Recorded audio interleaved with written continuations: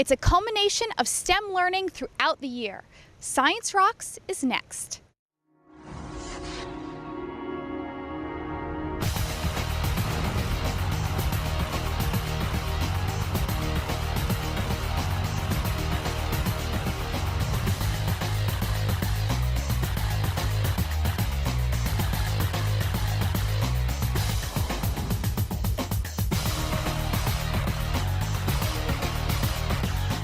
Hello, I'm Laura Spence. Welcome to the University of South Florida St. Petersburg campus, home to our annual Pinellas County Schools STEM Expo.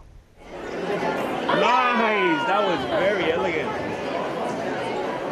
More than 2,300 students, families, and business partners are on hand for the second annual event, admiring the 160 STEM inquiry projects from students ranging from 3rd grade through 10th grade, representing 90 schools. Ladies and gentlemen, kiddos, we're so happy to welcome you here at the University of South Florida St. Petersburg. William Heller is the Dean of Education at USF and our host for the day. Well, the first annual was great. This one's even better. And I've been really kind of amazed because when I was piddling around as a kid with things, I like catapults. Yes. And we've got a lot of them, you know, here, exhibits. And the other young man over there with the turtle or tortoise, yes, got it, you know, going. And I said it's a lot. They use a lot like the airplanes, you know, because when they put the flaps, you know, when they put the flaps down, they go down and so forth. And then also the other flaps guide them, you know, that they do. So, and the robotics, you know, is really, I think, has increased this year. Well, you've really established these partnerships for us, and you've spearheaded it, and that's why this is happening, because of all of your support. We have some teachers that are STEM Academy, teachers that have a degree from STEM from your university. So what are you seeing when you go around and talk to families when they're talking about your campus? Well, a lot of people have never been here before, which is the other beauty of why this partnership is so good and why, you know, we're so grateful to have you here.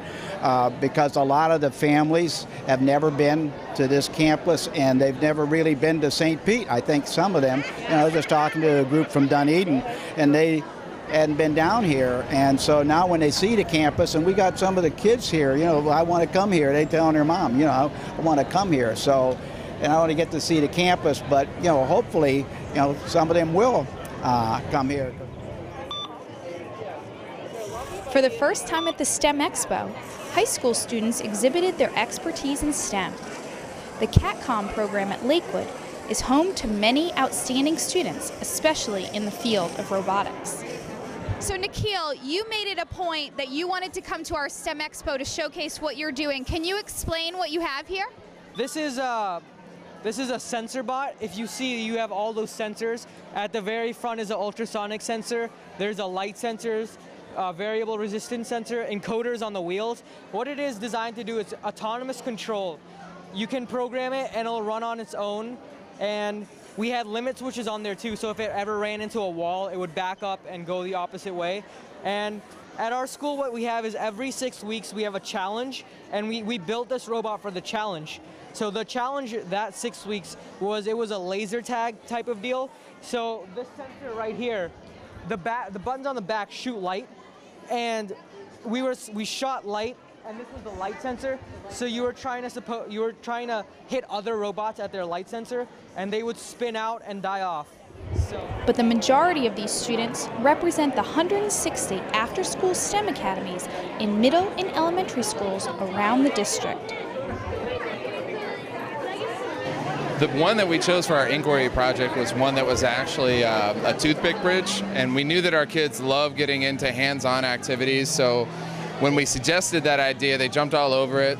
We spent about 5-6 weeks. They got really into the different designs that they were going to do. And we had the intention of doing all this weight measurement and which designs were more successful, but they got caught up in details and time management, which ended up being hidden curriculum that they could learn from. So it turned out really, really cool, and they really got into it. So. And this is your second year being a STEM Academy facilitator. What does it mean to you as an educator? I think it was wonderful for me to see some of the kids returning because they enjoyed it so much last year, and getting a bunch of new kids. Like this year we had a bunch of 6th graders who came because of, partly because of me, what we do in class, and they wanted to extend that here. Justin and I love seeing the kids come and be ready to learn and try new things and go on an adventure and experiment. And we watch them grow together and build camaraderie. And even though towards the end we lost a few kids for a variety of reasons, these end products right here meant a lot to them and to us. This is an amusement park because all bridges have traffic on the ends of it. What do you think of our STEM Expo that we have here? I think it is very open and lets kids explore different ideas and just meet new friends from different schools, make new ideas, get some ideas from different schools. I think it's very fantastic. The basic idea is that it gets dropped right here. The only human emotion is the only human interaction is when it actually drops when I put the marble down. How does what you learn in the STEM Academy help you in your math and science classes?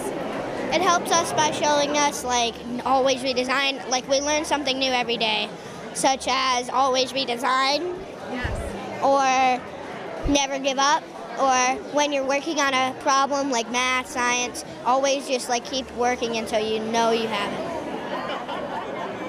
All right, so we're here with Booker Creek Elementary, and Nancy, can you share with us, why did you want to become a STEM Academy teacher?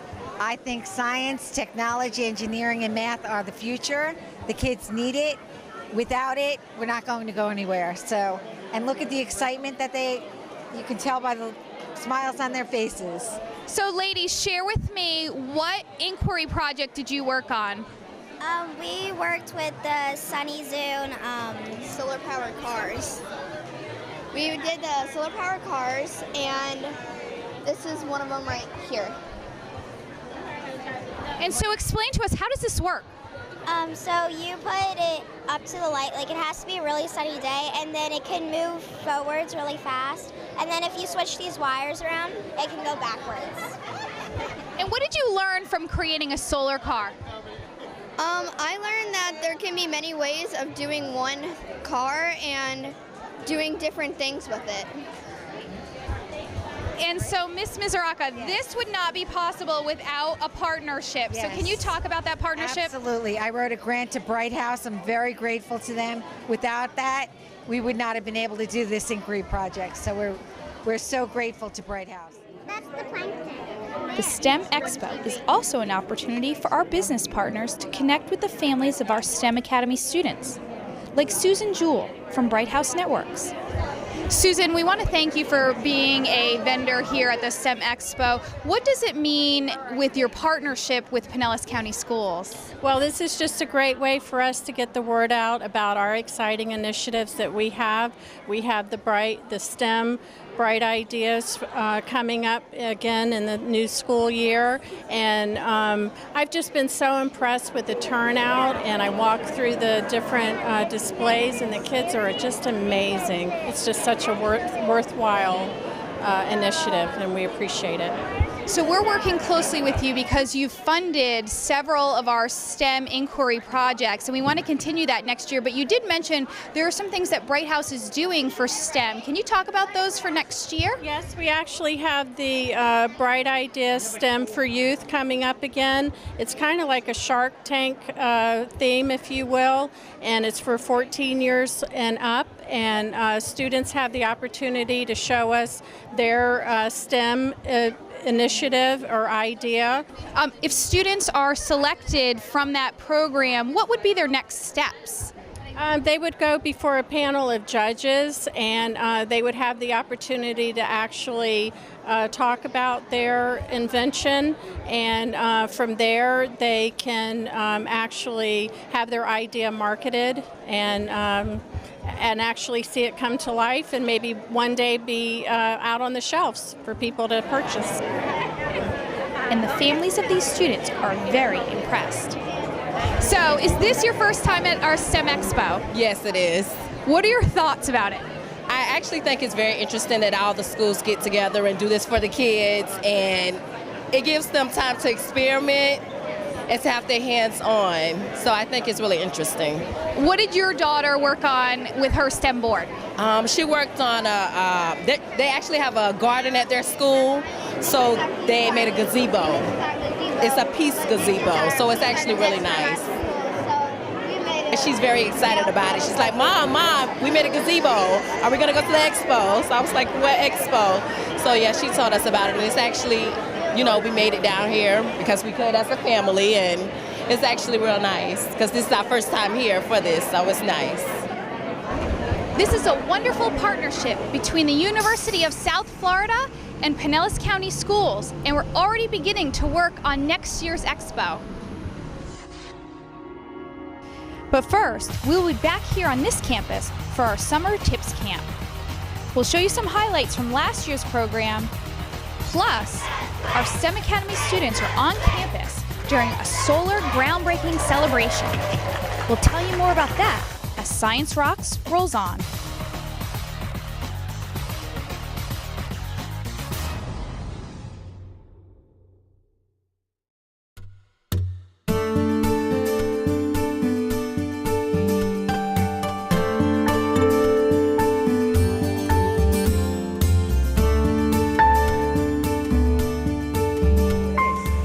I'm going to test your teamwork skills that you've been able to develop in only 4 days. I understand you've been doing robotics and multimedia and editing video and everything like that. All right, so you guys should be gelling as a team. So this is 2 objectives, teamwork, and then there's physics involved in it. Rise, helium stick, rise! Go up higher, helium stick, rise up! Rise up, helium stick, rise up! Go up, stick! I've been doing this activity for 7 years. With students, with teachers, with former military veterans, and you guys rocked it. Well, it's nice being at an actual college because I've never actually been on a college campus before. So it's nice to actually start learning the lifestyle and how it is to actually just be at a college, how to collaborate, how to, like, what majors there are. It's just all really cool.